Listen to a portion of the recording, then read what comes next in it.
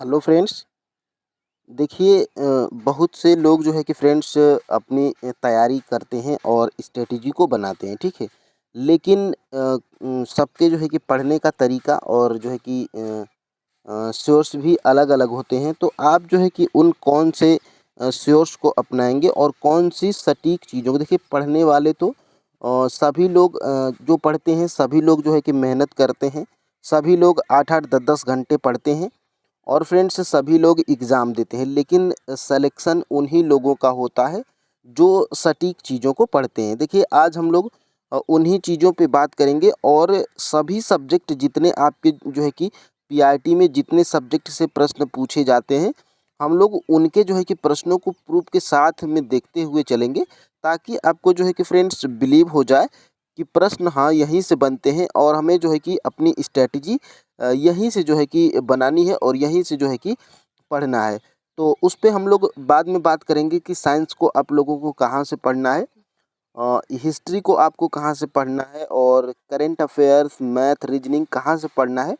सबसे पहले मैं जो है कि आप ध्यान से वीडियो को लास्ट तक देखिएगा और जितने भी प्रश्न हैं आप जो है कि उनको देखिएगा। देखिए पहला प्रश्न आपको दिख रहा होगा जो आपके टीआरई 3.0 री एग्ज़ाम में पूछा गया था। तो ये करंट अफेयर्स का प्रश्न है और ये जो है देखिए फ्रेंड्स करंट अफेयर्स आपको किसी भी बुक्स में मिल जाएँगे, लेकिन उसमें जो है कि बहुत सारे कमेंट भी आ रहे हैं कि सर करंट अफेयर्स के लिए हम लोग कहाँ से पढ़ें?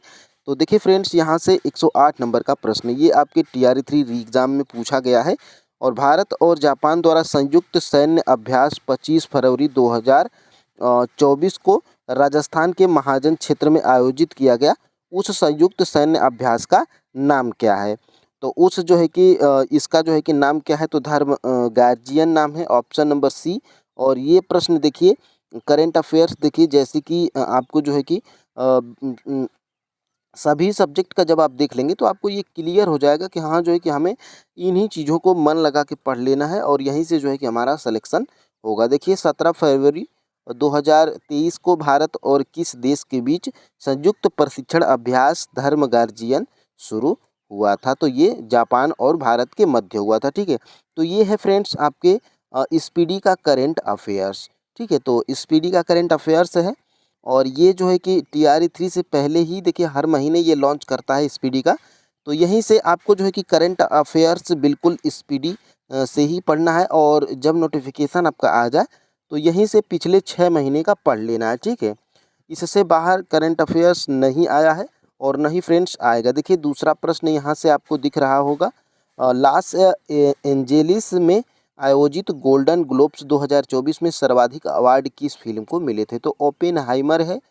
और देखिए फ्रेंड्स वो आपकी मर्ज़ी है, आप करंट अफेयर्स जहाँ से आपको सुविधा लगे, जहाँ से आपको अच्छा लगे और जहाँ से आपको बिलीव हो, वहीं से आप पढ़िएगा। लेकिन ये जो है कि मेरे पास कमेंट आ रहा था कि सर एक फुल स्ट्रैटेजी बनाइए जिसको जो है कि हम लोग पढ़ के अच्छा स्कोर कर पाएँ। तो देखिए फ्रेंड्स ये है आपकी स्ट्रैटेजी, प्रूफ देखेंगे और लास्ट में मैं बता दूँगा सब्जेक्ट वाइज़ कि आपको इसको कहाँ से पढ़ना है, ठीक है। ये देखिए ओपेनहाइमर और ये देखिए ये भी प्रश्न जो है कि आपका बिल्कुल इसी जो है कि स्पीडी के करंट अफेयर्स से ही आ गया था। और देखिए 19 फरवरी 2024 को 77वें बेफ्टा अवार्ड 2024 में सर्वश्रेष्ठ फ़िल्म का अवार्ड किसने जीता? तो ओपेनहाइमर। तो देखिए इसमें ख़ास बात ये होती है स्पीडी में कि जैसे 18 फरवरी में देखिए 18 फरवरी में जितने भी करंट अफेयर्स बनते हैं दे देता है। 19 फरवरी में देखिए जितने भी करंट तो दिन वाइज़, डेट वाइज़ बिल्कुल इसमें आपको मिल जाएँगे। तो आराम से आपको सुविधा के लिए पढ़ सकते हैं, ठीक है। 6 महीने का आपको पढ़ना है। और एक और है 24 फरवरी 2024 को प्रधानमंत्री नरेंद्र मोदी द्वारा कच्छ की खाड़ी में क्षेत्र में द्वारका को जोड़ने के लिए किस सेतु का उद्घाटन किया गया था? तो सुदर्शन सेतु का जो है कि उद्घाटन किया गया था प्रधानमंत्री नरेंद्र मोदी द्वारा। और यहाँ से भी ये प्रश्न सुदर्शन सेतु यहाँ से जो है कि आप देख पा रहे होंगे 25 फरवरी 2024 को पीएम मोदी ने गुजरात में देश के सबसे लंबे सिग्नेचर ब्रिज को उद्घाटन किया। ब्रिज का नाम क्या था? तो सुदर्शन सेतु था। तो करंट अफेयर्स के लिए आपको स्पीडी पढ़ लेना है यहाँ से। और मैं कुछ और भी प्रश्न को दिखाना चाहूँगा, जैसे ये मैथ का प्रश्न है। और फ्रेंड्स देखिए ये मैथ का प्रश्न है और ये जो है कि पूछा भी गया था आपके टीआरई 3.0 में। और ये प्रश्न देखिए कहाँ से पूछा गया है, सोर्स क्या है इसका। तो यहाँ पर फ्रेंड्स आप जो है कि देख पा रहे होंगे 68वीं बीपीएससी प्री 2023 में ही ये प्रश्न पूछ लिया गया था, ठीक है। और आपका जो है कि 2024 में टीआरई 3.0 री एग्जाम हुआ था। तो ये जो है कि बीपीएससी के प्रीवियस ईयर से जो है कि मैथ का प्रश्न जो है कि यहाँ पे पूछ लिया गया था, ठीक है। तो ये सोर्स हैं आपके। और वीडियो के लास्ट में हम लोग जो है कि सब्जेक्ट वाइज सभी सब्जेक्ट पे एनालिसिस करेंगे कि हमको यहाँ से इस सब्जेक्ट को पढ़ना है। ये देखिए ये आपकी जो है कि टीआरई 3.0 री एग्जाम मैथ में पूछा गया प्रश्न है। देखिए मैं इन सभी मैथ के पीवाईक्यूज को सॉल्व कराया हूँ, इसलिए मैं जो है कि इसमें सॉल्व नहीं करा रहा हूँ। सिर्फ आपको वो सोर्स दिखाए जा रहे हैं कि कहाँ से प्रश्न, किस आधार पे प्रश्न बनाए जा रहे हैं, ठीक है। तो यहाँ से देखिएगा ये प्रश्न आपका जो है कि पूछा गया था टीआरई 3.0 री एग्जाम में। और ये देखिए आप जो है कि देखिए बीपीएससी सीडीपीओ 2022 और ये सारे प्रश्न आपको किस बुक में मिलेंगे मैं वो भी दिखाऊंगा, ठीक है। और यहाँ से देखिए ये 66वीं बीपीएससी प्री 2020 में सेम वैसे ही प्रश्न, सिर्फ यहाँ पे अंकों का हेर फेर है, ठीक है। और यहाँ से ये प्रश्न तो आपने जो है कि देखा। और ये जो है कि रीजनिंग का एक प्रश्न है जो आपके टीआरई 3.0 हूबहू जो है कि बिल्कुल यही पूछा गया था। और ये जो है कि आपके 2020 में ही 66वीं बीपीएससी प्री 2020 में ही सेम यही प्रश्न जो है कि पूछ लिया गया था, जिसका राइट आंसर क्या था 155 और उसमें भी 155 आंसर था, ठीक है। तो यहाँ से ये आपके जो है कि पूछे गए थे। और यहाँ से फ्रेंड्स देखिएगा ये आपका जो है कि एक रीजनिंग का प्रश्न है जो आपके टीआरई 3.0 री एग्जाम में पूछा गया था। और सेम ऐसा ही प्रश्न आपके जो है कि 68वीं बीपीएससी प्री, यानी कि जिस तरह के मैथ आपके जो है कि टीआरई में पूछे जा रहे हैं उसी तरह के मैथ जो है कि आपके जो है कि बीपीएससी के प्री में पूछे जाते हैं। तो आपको ये सारे प्रश्न कहाँ मिलेंगे वो भी मैं बताऊंगा। देखिए सेम वही है, सिर्फ अंकों का हेरफेर है। और इसी कूट भाषा में प्रॉब्लम को क्या लिखता है, MPERLOB लिखा जाता है। तो उसी जो है कि कूट भाषा में नंबर्स को क्या लिखा जाएगा, ठीक है। तो ये सेम प्रश्न था। और ऐसे ही सेम प्रश्न आपके देखिए 40वीं बीपीएससी प्री 1995 में ये प्रश्न पूछा गया था। तो आपको जो है कि मैथ और रीजनिंग कहाँ से लगाना है ये मैं वीडियो के लास्ट में ही बताऊंगा। यहाँ पे देखिए डिसाइड को क्या लिखता है, ये लिखता है। तो एबाइड के स्थान पे क्या लिखा जाएगा, सिर्फ इसमें आपको जो है कि। और यहाँ पे देखिए यहाँ से ये 1994 में प्रश्न पूछा गया था। और यहाँ से देखिए हार्स को क्या लिखता है, ड्रॉन्ग लिखता है। तो उसी प्रकार मंकी को क्या लिखा जाएगा। तो फ्रेंड्स यहाँ से प्रश्नों का अभ्यास आप करेंगे। और ये प्रश्न यहाँ पे आपको जो है कि देखिए ये रीजनिंग का प्रश्न है। और यहाँ से रीजनिंग का प्रश्न पूछा गया था, ये टीआरई 3.0 री एग्जाम और पीआरटी का प्रश्न है रीजनिंग का। और सेम जो है कि फ्रेंड्स आपके जो है कि प्रश्न पूछे जाते हैं यहाँ पे देखिए 68वीं बीपीएससी प्री 2023 में। तो शब्दों को तार्किक एवं सार्थक क्रम में सजाइए।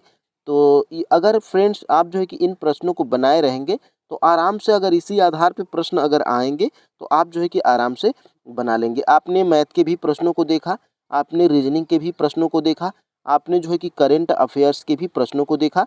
अब जो है कि आप जो है कि कुछ साइंस के प्रश्न को भी यहाँ पे देख लीजिए। तो यहाँ से फ्रेंड्स ये देखिए आपका जो है कि टीआरई 3.0 री एग्जाम पीआरटी का ही प्रश्न है, सूखी बर्फ। तो ठोस कार्बन डाइऑक्साइड है ऑप्शन नंबर सी। और ये जो है कि सोर्स इसका देख लीजिए आप। तो क्लास नाइन्थ के जो है कि चैप्टर नंबर 1 हमारे आसपास के पदार्थ। तो यहाँ पे देखिए साफ तौर पे जो है कि मैं हाईलाइट भी किया हूँ, ठोस कार्बन डाइऑक्साइड को शुष्क बर्फ या ड्राई आइस कहते हैं। यानी कि आपको जो है कि कौन कौन से क्लास की एनसीईआरटी पढ़ना है किस सब्जेक्ट में, वो हम लोग वीडियो के लास्ट में डिस्कशन कर लेंगे, ठीक है। तो यहाँ से ये देखिए अंतःस्रावी ग्रंथि नहीं है, ठीक है। तो थायराइड और पिट्यूटरी ये क्या है, अंतःस्रावी ग्रंथियाँ हैं। और लैक्रिमल ये क्या है, एक बहिर्ग्रंथि है, ठीक है। तो ऑप्शन नंबर यहाँ पे सी बिल्कुल राइट आंसर हो जाएगा। ये भी आपके टीआरई 3.0 री एग्जाम में पूछ लिया गया था।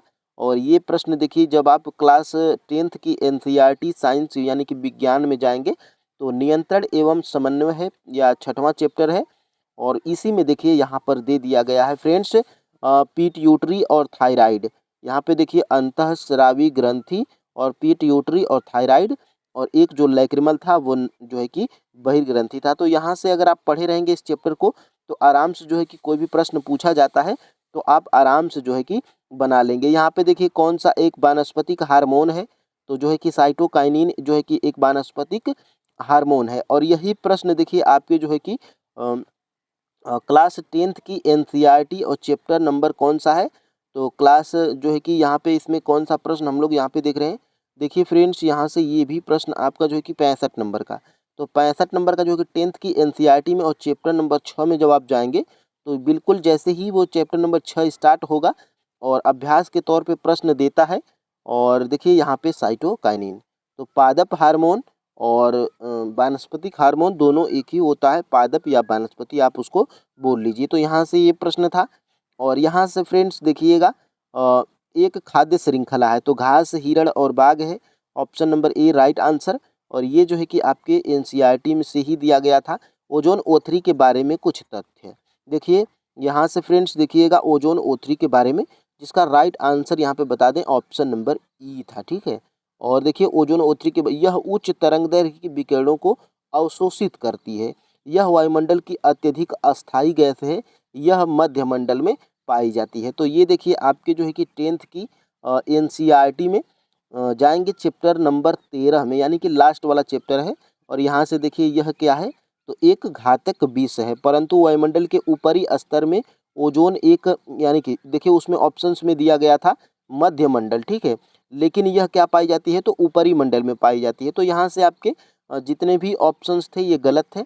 और ये देखिए ओजोन O3 के बारे में आपके क्लास 10th की एनसीईआरटी चैप्टर नंबर लास्ट यानी कि 13 में दिया गया है।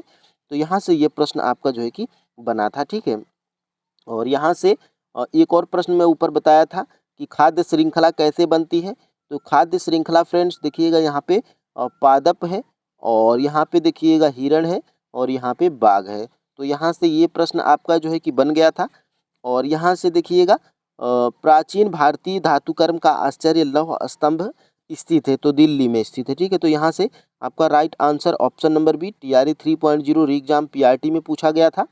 और ये प्रश्न आप जो है कि कंफ्यूज हैं कि ये जियोग्राफी का है कि जो है कि स्टैटिक जीके का है, तो आप कंफ्यूज मत होइए। ये जो है कि आप यहाँ पे जैसे ही क्लास 10th की एनसीईआरटी जो है कि खोलेंगे, चैप्टर नंबर कौन सा है, तो चैप्टर नंबर शायद यहाँ पे फ्रेंड्स है आपका धातु एवं अधातु, चैप्टर नंबर 3 है, ठीक है। और इसमें जो है कि दिया गया है दिल्ली स्थित लौह स्तंभ।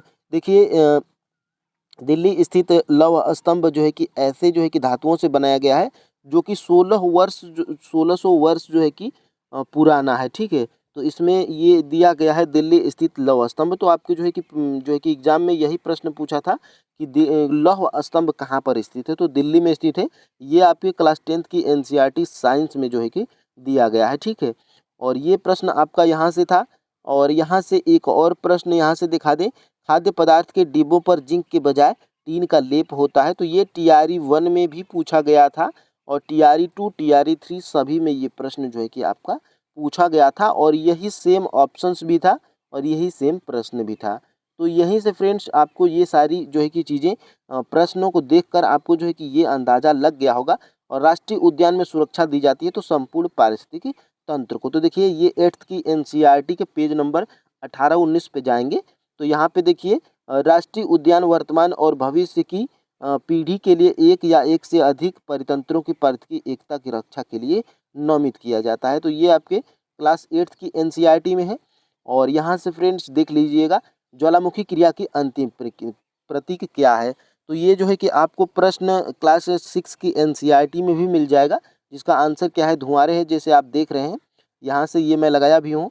और यहाँ से फ्रेंड्स देखिएगा ये आपके जो है कि लूसेंट में भी मिल जाएगा। तो देखिएगा धुआंरे जो है कि ज्वालामुखी क्रिया के अंतिम अवस्था के प्रतीक हैं। तो धुआंरे हैं ये आपके जो है कि लूसेंट से मैं लिया हूँ।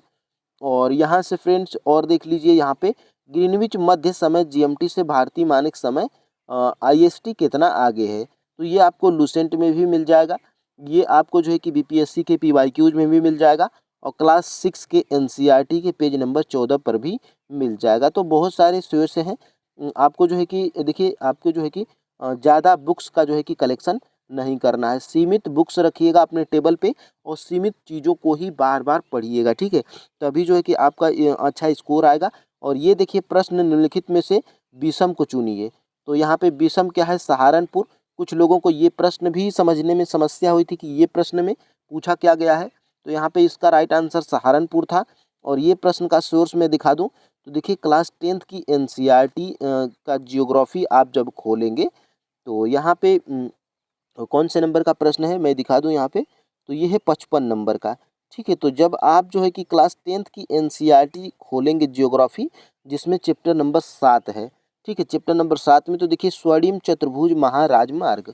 ठीक है, तो देखिएगा ये दिया गया था भारत सरकार ने दिल्ली कोलकाता और चेन्नई मुंबई और दिल्ली को जोड़ने वाली 6 लेन वाली महाराजमार्ग की सड़क परियोजना प्रारंभ की गई है। तो ये राजमार्ग के बारे में जो है कि पूछा गया था, जिसमें जो है कि दिल्ली कोलकाता चेन्नई मुंबई, दिल्ली कोलकाता चेन्नई मुंबई, तो जो है कि कोलकाता और मुंबई जो है कि ये क्या है, ये और इसमें जो है कि सहारनपुर में जो है कि कोई भी ये सहारनपुर से होते हुए कोई भी 6 लेन नहीं है। तो यही हमारा जो है कि भिन्न था। तो यहीं से जो है कि प्रश्न ये आपका बना था क्लास 10th की एनसीईआरटी जियोग्राफी से। ठीक है, और आपने प्रश्नों को देखा और यहाँ से ये प्रश्न आप जो है कि देख पा रहे होंगे राज्य पुनर्गठन, यह आपका पॉलिटी का प्रश्न है और जिसमें राइट आंसर क्या है, उपर्युक्त में से एक से अधिक। 1953 में राज्य पुनर्गठन आयोग एसआरसी के सदस्य कौन थे। तो इसमें जो है कि सदस्य दिखेगा ये आपके जो है कि प्रश्न लूसेंट के पेज नंबर 181 थे। देखिए हम लोग को कौन से सब्जेक्ट को कहाँ से पढ़ना है वो वीडियो के लास्ट में हम लोग देखेंगे। फिलहाल आप जो है कि वीडियो को लास्ट तक देखिएगा। तो देखिए फ्रेंड्स, यहाँ से जब लूसेंट के आप जो है कि इस पेज राज्य पुनर्गठन आयोग के अध्यक्ष फजल अली थे, इसके अन्य सदस्य पंडित हृदयनाथ कुंजरू और एम के पाड़ीकर थे। तो ये सभी जो है कि आपके राइट आंसर थे। और 1953 में राज्य पुनर्गठन आयोग के जो है कि सदस्य थे एम के पाड़ीकर, हृदयनाथ कुंजरू और फजल, यानी कि एक से अधिक जो है कि आपका राइट आंसर है। और यहाँ से आप जो है कि देख पा रहे होंगे मैं टीआरई 3.0 भी लिखा हूँ और यहाँ से ये आपके फजल अली हो गए और इसके अन्य हृदयनाथ कुंजरू हो गए और जो है कि एम के पाड़ीकर हो गए। तो यहाँ से ये आपको जो है कि दिख रहा होगा। ठीक है, और देख लेंगे और प्रश्नों को। भारतवर्ष के प्रथम निर्विरोध सर्वसम्मति से निर्वाचित राष्ट्रपति कौन थे। तो नीलम संजीव रेड्डी। देखिएगा मेरे पास ये लूसेंट की कौन सी जो है कि वर्ष की बुक है, तो ये 2021 की है। आप जो है कि इसको देख लीजिएगा, मैं 2021 से बता रहा हूँ इसलिए पेज भी इसमें बता दे रहा हूँ। केवल नीलम संजीव रेड्डी ऐसे राष्ट्रपति हुए जो एक बार चुनाव में हारे, फिर उसके बाद निर्विरोध जो है कि राष्ट्रपति चुने गए। तो नीलम संजीव रेड्डी के बारे में यहाँ पर दिया गया है। ये आपके लूसेंट में है। देखिए लूसेंट में बुक को इसलिए चूज किया हूँ कि फ्रेंड्स ये लगभग सभी के पास जो है कि बुक्स होती हैं। ठीक है, और देखिएगा भारतवर्ष में संपूर्ण आर्थिक उदारीकरण निम्न में से किस वर्ष प्रारंभ हुआ था। तो 1991 के पश्चात। ठीक है, तो देखिए लूसेंट के पेज नंबर 143 पे जाएंगे जब आप, तो यहाँ से देखिए, यहाँ से दिया गया है भारत में 1991 के पूर्व आदेशात्मक योजना लागू थी, जबकि 1991 के बाद निर्देशात्मक योजना लागू थी। तो यहाँ से योजना अवकाश है ये इसके बारे में दिया गया है। और यहाँ पे ये क्या है, तो अर्थव्यवस्था के वियनात्मक एवं मुख्य विकास एजेंट की भूमिका को निभाता है। तो यानी कि इसी से संबंधित ये प्रश्न था।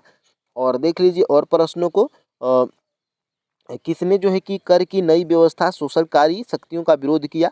तो 1855 और 56 में बिहार के संथालियों ने। तो देखिएगा यहाँ से दिया गया है आपके संथाल विद्रोह और यहाँ से 1855 और 56। तो यहाँ से जो है कि आपका प्रश्न बिल्कुल यहाँ से आपका जो है कि बना था। ठीक है, तो ये भी प्रश्न आपका लूसेंट से ही था। और ऐसा नहीं है फ्रेंड्स कि ये प्रश्न आपको अदर बुक्स में नहीं मिलेंगे, लेकिन आपको बहुत सारी बुक्स को नहीं पढ़ना है, एक ही बुक्स को पढ़िए, इस पे भरोसा कीजिए। प्रश्न यहाँ से आते हैं और आएंगे भी। ठीक है, और यहाँ से प्रथम गोलमेज सम्मेलन, और यहाँ से देखिएगा प्रथम गोलमेज सम्मेलन के समय भारत का गवर्नर जनरल कौन था। तो लॉर्ड इरविन था। आपको जो है कि आंसर भी दिख रहा होगा। और यहाँ से जब आप लूसेंट के पेज नंबर 47 पे जाएंगे, देखिए अगर आपको जो है कि 47 पे न मिले आपके लूसेंट जो आपके पास है, तो उसमें आप जो है कि जाइएगा जहाँ पे विभिन्न गवर्नर जनरल के बारे में दिया गया है, तो वहाँ से आप जो है कि लॉर्ड इरविन खोल लीजिएगा। ठीक है, तो उसमें ये चीज़ें आपको मिल जाएंगी। देखिएगा 12 नवंबर 1930 को लंदन में प्रथम गोलमेज सम्मेलन हुआ था। इस सम्मेलन में कांग्रेस ने भाग नहीं लिया था। तो ये यहाँ से जब आप जाएंगे तो ये देखिए लॉर्ड इरविन के कार्यकाल में ही ये सारी चीज़ें दी गई हैं। तो फ्रेंड्स आपके सोर्स यही हैं। और यहाँ से और भी देखिए, लंदन में सर कर्जन वायली की हत्या किसने की थी? तो मदन लाल धिंगड़ा ने, ठीक है। तो यहाँ से लूसेंट के पेज नंबर 50 पे देखिए, और दिया भी गया है, 1 जुलाई 1909 को मदन लाल ढींगरा ने विलियम कर्जन वायली की गोली मारकर हत्या कर दी थी। 16 अगस्त 1909 को मदन लाल ढींगरा को मृत्यु दंड जो है कि दिया गया था। तो ये आपके जो है कि श्योर से हैं। और यहाँ से प्रश्न पूछे गए थे, दिल्ली के लाल किले में आज़ाद हिंद फौज का प्रसिद्ध मुकदमा कब हुआ था? तो 1945 में हुआ था। और लूसेंट में जब आप जाएंगे तो यहाँ से ये आपको जो है कि मिल जाएगा। देखिए, दिल्ली के लाल किले पर नवंबर 1945 में मुकदमा चलाया गया था। तो बस आपको जो है कि इन चीज़ों को कैप्चर करना है कि कहाँ से प्रश्न जो है कि सर दिखा रहे हैं, ठीक है। और ये आपने जो है कि करंट अफेयर्स का प्रश्न देख लिया, जो कि स्पीडी से हूबहू आए थे, मैं दिखा दिया हूँ वीडियो के पहले ही। और यहाँ से मैं सभी चीज़ों को यहाँ पे भी दिखा दिया हूँ। और यहाँ से मैथ का भी आपने देखा। और जब अब हम लोग देखिए, सभी चीज़ों को हम लोग देख लिए हैं, सभी सब्जेक्ट के लगभग मिनिमम प्रश्नों को हम लोग देख चुके हैं, ठीक है। तो अब हम लोग इस बात पे जो है कि चर्चा कर लेते हैं वीडियो के लास्ट में, कि इनको जो है कि आपको पढ़ना कहाँ से है। तो देखिएगा, सबसे पहले आपको विज्ञान पे हम लोग बात करेंगे। तो विज्ञान के लिए फ्रेंड्स आपको जो है कि क्लास 10th का साइंस, एनसीईआरटी का क्लास 9th का और क्लास 8th का, अगर आपके पास टाइम है तो 7 भी आप जो है कि पढ़ सकते हैं। यानी कि 7 से लेकर क्लास 10 तक आपको एनसीईआरटी का साइंस लाइन बाय लाइन पढ़ना है। तभी जो है कि आप सभी प्रश्नों को बना पाएंगे, ठीक है। और पतली पतली बुक्स हैं फ्रेंड्स, बिल्कुल। आप जो है कि इसको जो है कि एक हफ्ते में, इसको भी एक हफ्ते में, और इसको जो है कि एक हफ्ते में, यानी कि 20-22 दिन में आप जो है कि साइंस को पूरा कंप्लीट कर लेंगे, ठीक है। और यहाँ से देखिएगा, भूगोल के लिए आपको क्या पढ़ना है। तो देखिए, ये तो क्लियर हो गया है कि साइंस और ज्योग्राफी के लिए एनसीईआरटी ही पढ़ना है, ठीक है। तो जिसमें क्लास 10th की, ठीक है, और क्लास 9th की, क्लास 8th की और क्लास 7th की, यहाँ से ये 7 से लेकर 10 तक आपको ज्योग्राफी एनसीईआरटी पढ़ना है। देखिए फ्रेंड्स, सफलता तभी मिलेगी जब आप जो है कि एनसीईआरटी को पढ़ेंगे, ठीक है। आप सोच रहे हैं कि कोई भी एक ऐसा बुक्स बता दिया जाए जिसको आप पढ़ के सिलेक्शन ले लें, तो एक बुक्स से जो है कि आपका सिलेक्शन नहीं होगा, ठीक है। विभिन्न सोर्स को जैसे टॉपर्स अपनाते हैं वैसे ही आपको जो है कि अपनाना होगा। और आपको देखिए, टॉप नहीं करना है कि आपको जो है कि 120 में से 110 लाया जाए, ठीक है। बस आपको 90 प्लस स्कोर कर लेना है, आराम से एक सीट को कंफर्म कर लेना है। बस हमें जो है कि इतना ही चाहिए। और करेंट अफेयर्स के लिए स्पीडी सबसे बेस्ट रहेगी, आप स्पीडी को पढ़ लीजिएगा। और यहाँ से फ्रेंड्स देखिए, इतिहास और पॉलिटी के लिए, तो इतिहास और पॉलिटी के लिए आपको जो है कि देखिए, खास तौर से ये हम बता रहे हैं पीआरटी के स्टूडेंट के लिए, ठीक है। तो यहाँ से आपको जो है कि हिस्ट्री के लूसेंट से ही पढ़ लेना है। 10 या जो है कि 12 पेज में मॉडर्न हिस्ट्री दिया गया है, आप जो है कि इसको पूरा कंप्लीट कर लीजिएगा। और ये क्लास 8th की जो है कि हिस्ट्री है, अतीत 3 के नाम से आती है, जिसमें आपको सिर्फ लास्ट वाला चैप्टर पढ़ना है। 7वां या 8वां चैप्टर होगा लास्ट वाला, जिसमें भारतीय राष्ट्रीय आंदोलन, तो सिर्फ आपको वही उसी को पढ़ लेना है। और यहाँ से देखिएगा, मैथ और रीजनिंग और बिहार स्पेशल के लिए, तो देखिए मैथ और रीजनिंग के लिए आपको देखिए देखिए सबसे पहले आप जो है कि एक बीपीएससी का पीवाईक्यू ले लीजिएगा। और हमें ये ज़रूरी नहीं है कि आप घटना चक्र ही लीजिए, आप कोई भी ले लीजिएगा जिसमें मैथ के भी प्रश्न आपको मिल जाएँ, बीपीएससी के पीवाईक्यूज, और ज्योग्राफी के, साइंस के, मतलब सभी के आपको मिल जाएँ, ठीक है। तो यहाँ पे मैं घटना चक्र से ही आपको जो है कि बता रहा हूँ। और सारे प्रश्न जो आप ऊपर देखे थे मैथ और रीजनिंग के, मैं इसी बुक से जो है कि उठाया था, ठीक है। तो इसमें जितने भी मैथ और रीजनिंग के प्रश्न दिए गए हैं, आप उनका अभ्यास कीजिएगा, उनकी प्रैक्टिस करिएगा। और जो है कि विभिन्न एग्ज़ाम जैसे रेलवे, और जो है कि यूपी पुलिस, और जो है कि रेलवे ग्रुप डी के एग्ज़ाम के मैथ और रीजनिंग के पीवाईक्यूज को आप जो है कि यूट्यूब से जो है कि प्रैक्टिस कर लीजिएगा। देखिए, मैथ और रीजनिंग बहुत ही पीआरटी में सरल आती है। आप जो है कि इसमें दोनों में से 15-15 यानी कि 30 प्रश्न पूछे जाते हैं। तो आराम से आप जो है कि 25 प्रश्न को आराम से सॉल्व कर लेंगे, ठीक है। और इसमें, इस बुक्स में जब आप लेंगे इस बुक्स को, तो इसमें जो है कि इसमें आपको बिहार स्पेशल भी मिल जाएगा। पीआरटी में खास तौर से 2 या 3 पूछे जाते हैं बिहार स्पेशल, तो इसके लिए आपको कोई अलग बुक्स नहीं लेनी है, ठीक है।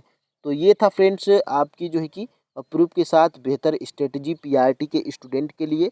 तो फ्रेंड्स, आशा है कि आपको सब कुछ, सारी चीज़ें समझ में आई होंगी, और ये अंदाज़ा भी लगा होगा कि प्रश्न कहाँ से पूछे गए हैं और कहाँ से पूछे जा रहे हैं, ठीक है। तो फ्रेंड्स आज के लिए इतना ही। ये आपकी पहली वीडियो है आज की, इसको जो है कि आप देख लीजिएगा। बहुत सारे कमेंट आ रहे थे कि सर TRE 4 आएगा कि नहीं आएगा। तो देखिए यही सोचने में टाइम को व्यर्थ मत कीजिए और आप जो है कि इन्हीं NCERT की जो बुक्स हम बताए हैं आप जो है कि बिल्कुल पढ़ना स्टार्ट कर दीजिए अभी से, ठीक है। और तभी जो है कि आप 90+ स्कोर कर पाएंगे और जो है कि आराम से बैठ के सोचते रहिएगा कि आएगी वैकेंसी कि नहीं आएगी, TRE 4 नहीं आएगा, आएगा कि नहीं आएगा। वीडियो में कमेंट करते रहेंगे कि आएगा नहीं आएगा तो आपका जो है कि सिलेक्शन नहीं होगा दोस्त। तो मेरी बात मानिए, आप जो है कि पढ़ना स्टार्ट कर दीजिए और करंट अफेयर्स आप अभी मत लीजिएगा। जब नोटिफिकेशन आ जाए तब जो है कि आप स्पीडी का जो है कि करंट अफेयर्स का एक बुक लाइएगा और जो है कि पिछले 6 या 7 महीने का आराम से पढ़िएगा। फिलहाल आप जो है कि क्लास 9th के और 10th के साइंस को कंप्लीट करिए और क्लास 9th की जियोग्राफी को कंप्लीट कीजिए NCERT के और क्लास 10th की। फिलहाल जो है कि फ्रेंड्स मैं क्लास 9th और 10th जियोग्राफी के सभी MCQ चैप्टर वाइज कंप्लीट करा दिया हूँ और जो है कि क्लास 9th जियोग्राफी और क्लास 10th जियोग्राफी उसके भी सभी MCQs को कंप्लीट करा दिया हूँ।